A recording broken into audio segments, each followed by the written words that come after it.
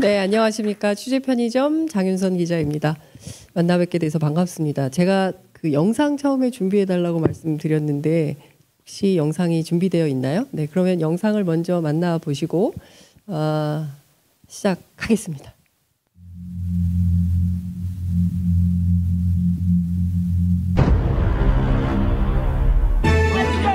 개엄이 말이 안 된다고. 아니야 이거. 야, 문 열어! 문 열어!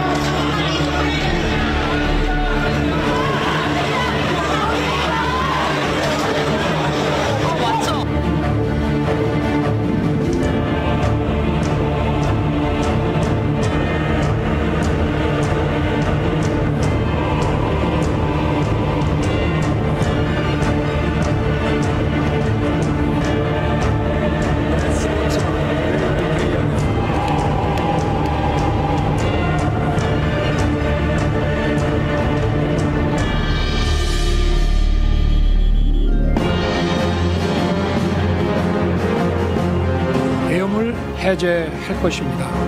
다만 즉시 국무회의를 소집하였지만 새벽인 관계로 아직 의결 정족수가 충족되지 못해서 오는 대로 바로 계엄을 해제하겠습니다.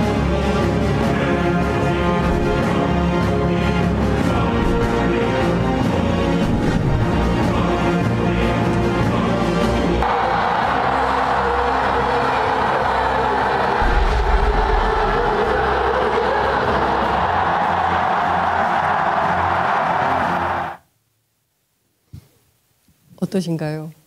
네, 다시 봐도 네, 그렇죠. 네, 지금 막 그 좌중에서 탄성이 나오는데요. 저도 지금 이렇게 머리가 쭈뼛쭈뼛 서는 느낌이 듭니다. 12.3 비상계엄 다음 주 수요일이면 일주기를 맞이하게 되는데요. 다시 봐도 충격적이고, 다시 봐도 소름 돋고, 다시 봐도 이 날을 우리가 어떻게 기록해야 되나, 이 날을 우리가 어떻게 후대가 어떻게 기록하고 기억하게 해야 되나 이제 고민 있었는데 참여연대 그리고 뉴스타파가 일주기를 맞이해서 아주 특별한 기획을 마련해서 저 같은 사람도 함께 여러분들과 이야기를 나눌 수 있어서 너무 영광입니다. 초대해 주셔서 너무 감사하고요.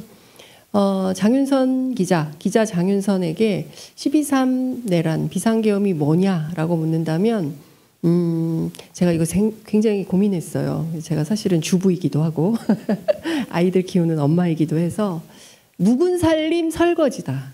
예. 엄마들은 와닿을 거야. 아우, 너무 힘들어. 그거 언제 다 꺼내가지고 다시 그냥 나중에 그때 나중에 또 하자. 계속 이게 켜켜이 쌓아두고 하기 싫었죠. 하기 싫고 힘들고 귀찮고 솔직히 말하면 이거 혼자 치우다 보면요 지쳐가지고 욕 나와요. 그럼에도 불구하고 우리가 또박또박 하나도 건너뛰지 말고 마침표를 똑바로 찍는 그날까지 제대로 특히 언론인들이 저 같은 기자들이 현장에서 열심히 해야 되겠다 라고 생각하게 만드는 그 현장이다 이렇게 말씀을 좀 드릴 수 있을 것 같습니다. 12.3 비상계엄 그 어목했던 그 밤에 저도 사실은 무서웠어요. 예, 왜냐하면 저는 1989년에 대학에 들어갔는데 그때는 이제 독재의 한 복판입니다. 이제 전두환이 물러가고 그리고 노태우가 나와서 87년 6월 항쟁을 통해서 겉으로는 민주화가 된 것처럼 보였지만 뭐 대학 가는 연일, 뭐 최루탄, 뭐 무슨 탄, 뭐 이런 게 많았고요. 쇠파이프, 뭐 밤새 화염병 만들어서 그 다음날 파출소 타격하고 또 막 밤새 제가 선전부 같은 거 했었거든요. 그래가지고 막 밤사이에 플랜카드를 100장 쓰기도 하고 막 그랬었어요. 저희 때는 그랬습니다. 시험 거부, 뭐 수업 거부 그런 게 일상이었던 그때 그런 날이 다시 올 거라고 생각지도 못했어요. 45년 만에 내란 속의 윤석열 비상계엄을 선포한 겁니다. 무섭고 두려웠지만 내가 죽더라도 현장에서 죽어야겠다 이런 생각이 들더라고요. 무슨 용감함인지. 그래서 아이들이 막 울었어요. 엄마 혹시 가다가 무슨 일 나면 어떡해? 막 그리고 저희 남편 같은 경우는 당신이 그렇게 사람들한테 알리고 싶다면 집에서 방송하는 걸 생각해봐. 뭐 이렇게 말도 안 되는 소리를 막 하면서 가족들이 막 말렸어요. 그래도 현장을 가야겠다. 왜?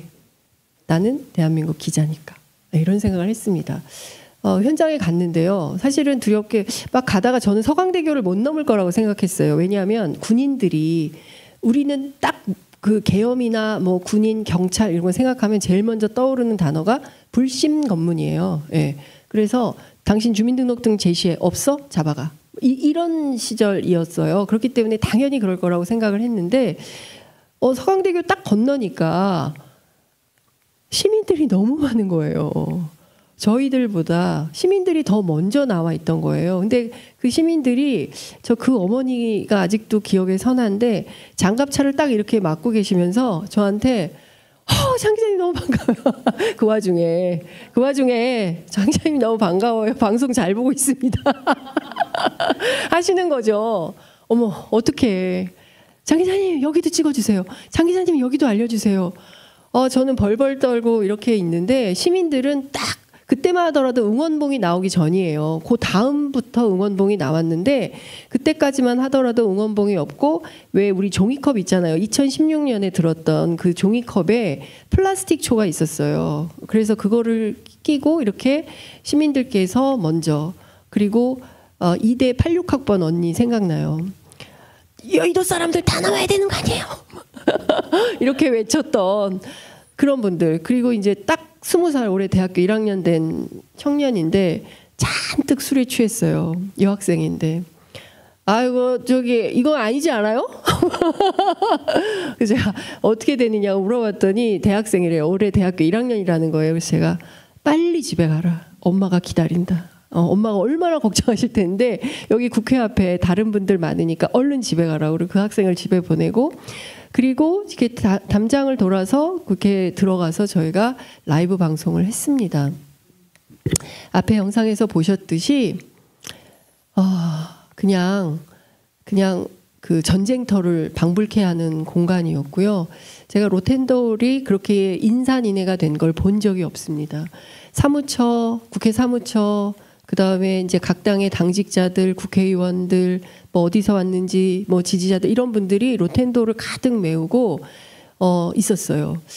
그리고 지금 생각해도 다시 생각해도 가슴도 뜨거워지지만 다시 생각해도 너무나 충격적이었어요. 그런데 제가 나중에 알게 됐는데 로텐더홀 지키는 그분들 그리고 이제 당시에 제가 영상으로 보셔서 아시겠지만 김병주 의원이 저한테 어떤 얘기를 했었냐면 계엄군이 그 국회 3층 본회의장에 진입하는데 딱 3분 707 특임대 정도의 역량을 갖춘 군인들이라면 3분이면 침탈이 가능하다. 3분 안에 모든 게 다 끝날 거다라고 생각을 했다는 거예요. 그리고 그 본회의장 안에 긴박했던 상황을 전해주는 분들 얘기로는 뭐 카톡도 지워, 텔레그램도 지워, 여기서 금방 잡혀갈지 몰라, 막 이제 이렇게 된 거죠. 그리고 빨리 이 비상계엄 해제를 해야 되는데 인원들 안 모이고 뭐 이런 것들에 대한 불안감이 그 증폭되고 있었는데 나중에 보니까 시민이 국민들이 국회대로를 꽉 채우고 지켜주고 있었다. 그 자체가 너무 그거는 자기들 머릿속에 없던 일이라고 얘기를 나중에 하더라고요. 그러니까 지금 제가 복기를 해보면 당시에 시민들은 시민들대로 그리고 또 언론인은 언론인들대로 그리고 또 뭐 군인들 중에 이제 계엄군이지만 국민들에게 총뿌리를 겨누지 않고 사과하고 돌아갔던 그런 군인들이 있었던 것처럼 각자의 지위와 위치에서 민주주의를 지키기 위해서 굉장히 노력을 했었다.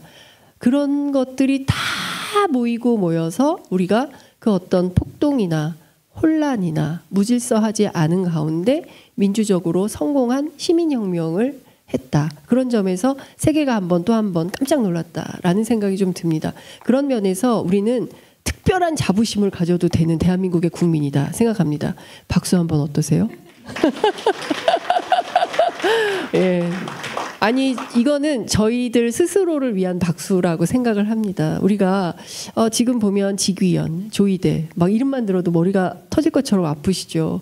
그러나 질서 있는 시민혁명 가운데 이 사람들의 문제들도 우리가 매우 민주적으로 질서 있게 법치주의의 원칙에 따라서 저는 해결될 수 있을 거라고 생각합니다. 근데 생각해보니까 우리 시민들 스스로 박수 한번 제대로 받은 적이 없는 것 같아서 제가 오늘 참여연대 뉴스타파 기획을 빌미로 한번 우리 스스로들에게 박수를 한번 쳐보자 이렇게 제안을 드렸습니다.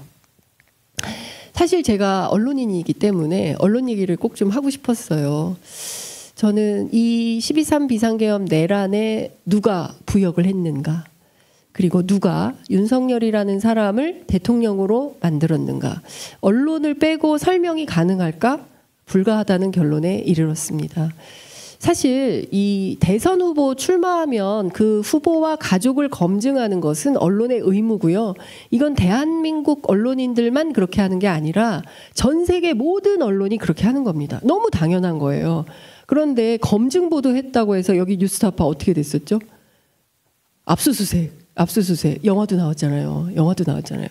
봉지욱 기자가 선배 제가요 사형에 처해져야 되는 중대범죄자라고 김기현 대표가 그러더라. 그런 정도. 여기 앞에 여러분 여기가 완전히 저는 역사 현장이라고 생각합니다. 여기 막 그 검찰이 와가지고 사무실 다 돌아다니면서 언론사 편집국을 침탈해서 압수수색을 하지 않았습니까? 있을 수 없는 일이죠. 근데 지금 생각해 보면 뉴스타파의 이 부당한 압수수색에 문제점을 고발하고 함께 연대했던 언론이 있는가 하면 방관하고 모른 척하고 거기 당해도 싼 거 아니야? 이렇게 생각하는 그런 매체들도 존재했었고 지금 이 순간도 존재하고 있다. 우리가 그걸 걸러내야 된다라는 생각이 좀 들고요. 이 12.3 비상계엄 지금 실패한 것이기 때문에 너무나 다행이고 이 실패는 우리 국민들의 위대한 발걸음 때문에 이게 가능했던 거라고 생각을 하지만 여전히 법원, 그죠? 검찰, 그죠? 그 다음에 조중동을 비롯한 언론 그리고 국민의힘 이 사각동맹이 대한민국의 미래를 망치려고 하고 있다. 여전히 그들은 계속 ING다. 움직이고 있다. 이런 생각이 좀 듭니다. 넷이 뭉치면요. 언제든 판을 뒤집어 엎을 수 있다고 생각하죠. 과거에 그래 왔거든요. 잘 생각해 보면 우리가 친일 청산 제대로 하지 못하고 반민특위가 형해화되면서 결국엔 야 일할 사람 없어서 친일파 데려다 썼어. 이런 얘기들 하는 것처럼 결국 80년 역사가 질곡이 될 수밖에 없었던 그 근저에 사실은 이런 동맹이 자리하고 있었다라는 생각이 좀 듭니다. 10분 지났는데 제가 너무 말이 많아가지고 빠르게 하겠습니다. 네, 까먹었어요. 네, 지금 이렇게 쭉 보면 우리가 좀 그 12.3 비상계엄 겪고 그 엄동설안에 키세스단이 되어가지고 남태령으로 한남동으로 여의도로 광화문으로 나와서 특히 10대, 20대, 30대 우리 청년 학생들이 응원봉을 들고 민주주의를 지켰지만 지금 이 순간 생각만 하더라도 우리가 대통령 선거 끝나서 이재명 정부가 들어서고 국민주권 정부가 생기면 다 해결될 거야. 우리 다 다음 주에는 그만 나오고 싶어요. 일상으로 회복합시다라고 해서 일상으로 돌아왔어요. 그런데 일상으로 돌아와서 다시 그들을 보니 그들은 여전히 준동하고 있다. 검찰만 해도 그렇지 않습니까? 제가 취재해 보니까요. 검찰 내부의 여론은 민주정부 쉽다. 이런 얘기가 나옵니다. 최장 2년 본다. 네, 무슨 얘기냐면요. 우리는 늘 수사권이 있다. 우리는 이 현장에서 20년씩 수사하기 때문에 그분들 대통령 5년, 국회의원 4년, 임기 끝나면 떠날 분들 그리고 우리는 여기 남아서 여전히 그 사람들을 대상으로 수사할 수 있는 권능이 있는 검찰. 이런 자신감이 있습니다. 길게 보면 내년 지방선거 봅니다. 이렇게 얘기해요. 지방선거 끝나면 그 1년간 검찰청 폐지해도 수사 유예할 수 있도록 법률이 만들어 놓지 않았습니까? 그거면 충분하다.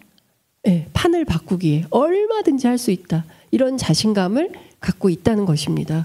그렇기 때문에 우리가 조금 더 지금은 경각심을 가지고 지켜봐야 될 때다라는 생각이 좀 듭니다. 검찰이 저렇게 망동을 하고 대통령이 감찰 지시를 해도 실제로 지난번에 그 18명 항소 포기 가지고 집단 행동했던 그 검사들에 대해서 감찰 지시에서 법무부에서 감찰하고 있는데도 또 지금 준동을 벌이고 있는 이런 상황이 되는 거죠. 이 사람들 어떻게 통제할까? 결국에는 정치가 입법으로 할 수밖에 없는 겁니다. 그러면 정치가 제대로 해주면 좋은데 요새 어떠세요? 답답하죠? 예. 왜 이래? 이거 아니잖아. 왜 이렇게 되는 거지? 속상한데? 가만히 있어봐. 우리가 또 길거리로 왜 또 겨울만 되면 나오라 그러냐. 추워 죽겠는데. 날 좋을 땐 가만히 있다가 이렇게 되는 거예요. 그런데 이게 운명인지 팔자인지는 모르겠지만 또 한 번 우리가 다시 한번 경각심을 가지고 정치가 움직이도록 여론을 조직할 수밖에 없겠다. 결국 이것은 주권자이기 때문에 우리 국민들이 스스로 할 수밖에 없겠다라는 생각이 좀 듭니다. 최근에 한국갤럽이 여론조사를 했어요. 중도가 굉장히 중요합니다. 왜냐하면 진보 보수는 어차피 나뉘어져 있기 때문에 중도가 어디를 지지하느냐가 굉장히 중요한데 10월 5주차 여론조사에서 민주당이 43%, 국민의힘이 15% 했습니다. 약 3배 정도 차이가 난다. 이렇게 볼 수가 있는데요. 이 정도가 되면 국민의힘이 우리가 내란숙의 윤석열과 확실히 선을 긋고 제대로 된 중도 보수 정당을 한번 해보겠습니다. 라고 해야 돼요. 그게 정상입니다. 그런데 지금 국민의힘 어떻습니까? 그와는 전혀 반대로 윤 어게인을 외치고 있고 전광훈 왜 우리가 함께하면 안 되냐 이런 주장을 하고 있지 않습니까? 전한길 씨는 물론이고요. 공천 준다는 거니까요. 종합을 해보면 국민의힘이 저렇게 계속 또아리를 틀고 앉아있는 한 내란 청산이 확실히 된다는 것은 굉장히 미완의 과제가 될 수밖에 없다. 결국 상식을 배반한 정치는 재앙으로 귀착될 수밖에 없고 결국 국민의힘은 저는 박물관으로 갈 수밖에 없다고 생각합니다.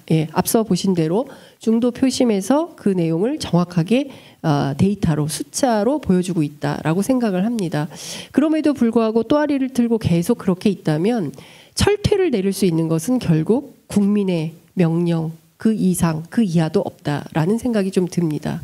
이 상식 밖의 정치를 용인해서는 안 된다라는 생각이 좀 듭니다. 그런데 교묘하게 우리 언론이 늘 중간에서 프레임 물타기를 하죠. 이런가 저런가 오늘만 하더라도 또 말도 안 되는 그 커뮤니티를 통해서 대통령실에 담화가 나왔다. 이러면서 나와가지고 그거를 대통령실에서 아니라고 이제 정정 보도를 하기도 했고 아마도 그 부분에 대해서도 수사 요구를 하지 않을까라는 생각이 좀 드는데요. 앞서 말씀드린 대로 끊임없이 이 프레임을 전환해서 내란의 부활을 획책하고 꿈꾸는 세력은 있다. 국회에도 그죠? 그리고 검찰에도 또 법원에도 우리 언론에도. 제가 처음에 말씀드렸던 것처럼 묵은 살림 이거 설거지하기가 보통 어려운 일이 아니다. 매우 어려운 일이다라는 생각이 좀 듭니다. 하기 싫어도 귀찮아도 나 아니어도 굳이 또 내가 나가야 돼. 나 아니어도 남들이 할 거야 라고 생각하는데요. 그럴 때 프레임은 전환됩니다. 그러면 우리도 모르게 언론을 통해서 계속 듣다 보면 가스라이팅이 되죠. 그러면 나도 모르게 저 사람도 맞는 것 같고 이런 주장도 맞는 것 같고 잘 모르겠는데 이렇게 물타기가 될 수 있어요. 그렇기 때문에 이런 때일수록 더 이상 대한민국에서 내라는 꿈도 꾸지 못하는 그런 나라를 만들기 위해서 여러분들 뉴스타파 같은 매체 엄청나게 열심히 응원해 주셔야 되고요. 참여연대 같은 시민단체 더욱더 열심히 활동할 수 있도록 여러분들이 회원가입 적극적으로 해서 함께 해주셔야 된다고 생각합니다. 제가 잘하는 것은 현장을 뛰는 겁니다. 제 별명이 후배들이 붙여준 게요. 포레스트 윤선. 예, 그녀는 어디까지 뛰어갈 것인가. 참 감사하고 고마운 별명입니다. 이 마이크 쥐고 이 내란이 완벽하게 청산되는 그날까지 앞서 말씀드린 대로 꼼꼼하게 어느 것 하나 놓치지 않고 현장을 뛰면서 여러분들과 함께 하도록 하겠습니다. 길고 재미없는 얘기 함께 해주셔서 고맙습니다. 너무 재밌었습니다. 네, 박수 부탁드립니다. 네. 네, 기자님 너무 네. 재밌게 말씀드렸습니다. 네, 일단 묵은 살림 설거지다. 저도 참 공감하거든요. 매일 설거지하는 입장에서, 네, 그렇죠. 맞습니다. 설거지 절반도 못했는데 찌꺼기 왜 이렇게 많이 껴있죠? 그러니까요. 맞아요. 정말요. 네. 분위기를 풀어보는 질문부터 좀 드릴게요. 아까 아이가 울었다 그래서 아이가 몇 살이세요? 제가 사실은 그 아이가 제가 이렇게 보면 흰머리 미장원을 못 가가지고 흰머리가 많은데 그때는 고등학교 1학년. 네, 지금은 고등학교 2학년. 그렇군요. 내년에는 제가 고3 엄마 이렇게. 그렇군요. 제가 결혼을 너무 늦게 해가지고 아직 아이가 어립니다. 예. 그렇군요. 아이가 울었을 꼬맹이 이런 애들은 아니에요. 아니고요. 네. 고등학생도 충분히 울 수 있다고 생각해요. 엄마 네. 걱정돼서. 그럼요. 네. 그 우는 아이를 보고는 그래도 가야 돼 하셨습니까? 나는 대한민국 기자니까. 그렇죠. 사실은 저는 내란 속의 윤석열이 비상계엄까지 할 줄은 몰랐어요. 야, 사랑한다고 비상계엄까지? 대단한데? 야, 우리 남편은 안 할걸. 네, 그러니까 사실은 제 안에 왜 없겠습니까? 저도 피하고 싶고 가서 괜히 저는 만약에 이 비상계엄이 성공했다면 그날 국회대로는 피바다가 됐을 것이고 서울이 광주되는 겁니다. 근데 앞서도 말씀드렸지만 직업인으로서 네. 그리고 또 그 대한민국 기자로서 최소한의 소명이 있어야 한다라고 생각했습니다. 근데 그것은 사적으로 아이가 울고 해도 이 공적인 역할이 저에게 부여된 그리고 또 취재 편의점 구독자들이 많았기 때문에 네, 그분들을 위해서 보도해야 된다고 생각했고요. 근데 이것은 저뿐만 아니라 모든 기자들이 당일 다 출근했어요. 그러니까 누가 회사에서 선배가 오라고 하고 회사 사장이 오라고 하지 않더라도 너무나 당연하게 다 출근했을 거예요. 뉴스타파 기자들도 그랬을 것이고요. 한겨레, 오마이, 경향 다 조선일보 기자들도 출근했을 거예요. 그건 너무 당연합니다. 직업인으로서 그건 너무 당연한 거여서 그걸 특별히 대단하다 절대 그거 아니다. 네. 회사원이어서 간 거예요. 네. 그 여러 언론사도 지금 살짝 거명해 주시기도 네. 하셨는데요. 저는 언론에 대한 부분을 탁 지적해 주셔서 너무 속 시원했어요. 검찰 문제다, 정당 여러 문제 많이 지적하는데 언론을 지적하는 분들이 많이 안 계셨거든요. 그런가요? 네. 그 언론 그러면 앞으로 이 언론이 우리 새 시대에는 어떻게 바뀌어야 할지 네. 새 시대의 언론상에 대해서 제언을 좀 해주신다면요. 그건 너무 거창한 질문이고요. 저는 이 비상계엄이 이렇게 해프닝으로 끝날 수 있는데 가장 큰 역할을 한 데가 어디냐라고 물으신다면 저는 그 유튜브 대한언론 저널리즘이라고 생각합니다. 유튜브 저널리즘이 상당히 물론 정말 거대한 항공모함처럼 문화방송의 역할이 저는 굉장히 컸다고 생각합니다. MBC가 중심을 잘 잡고 적확한 보도를 정말 충실히 잘 해주었어요. 박수. 네, MBC 역할 굉장히 크다라고 생각을 하고요. 그리고 잘 생각해 보면요, 제가 취재 현장에서 많은 얘기를 들었던 것 중에 하나가 뭐냐면, 장 기자님 민주시민이 얼마나 바쁜지 아세요? 굉장히 바쁩니다. 그래서 그래요? 왜 이렇게 바쁘십니까? 그렇게 물어보면 아침에 겸공 들어야죠.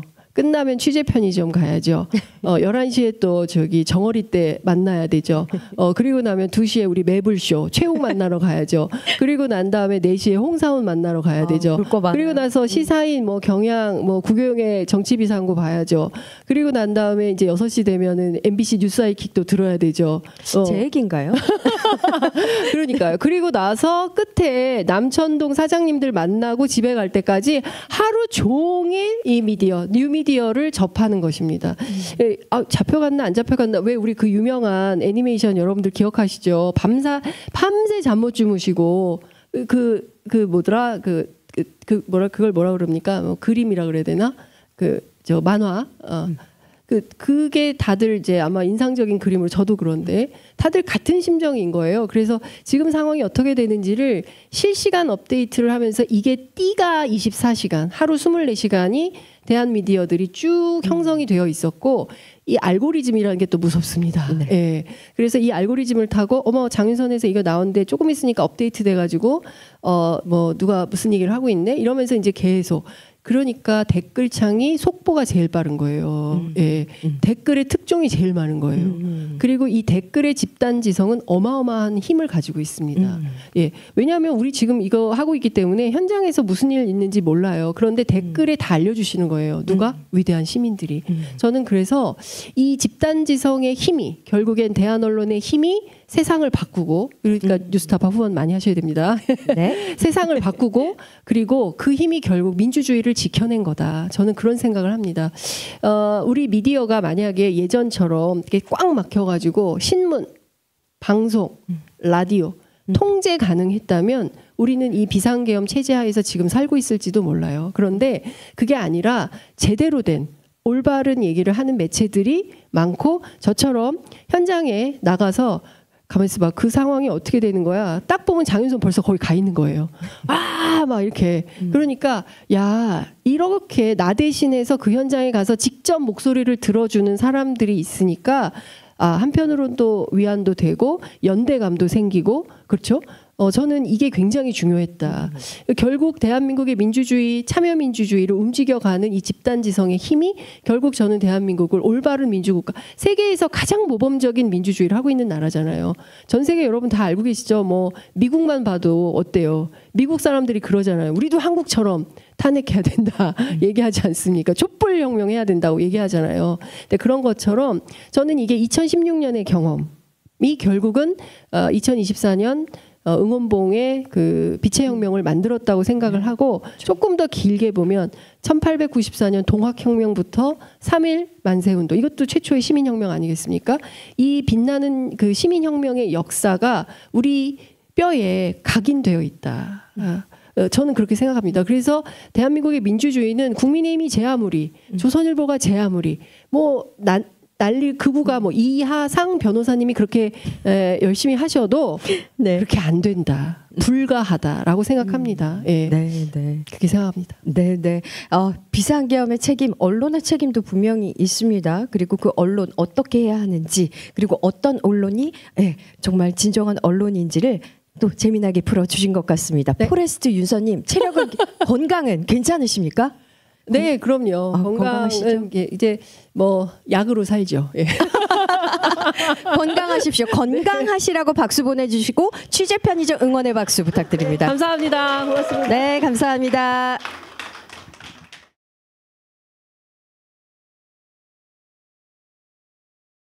내 목숨을 걸어서라도 지키려고 하는 것은 국가가 아니야. 분명히 소위 애국 이런 것이 아니야. 진실이야.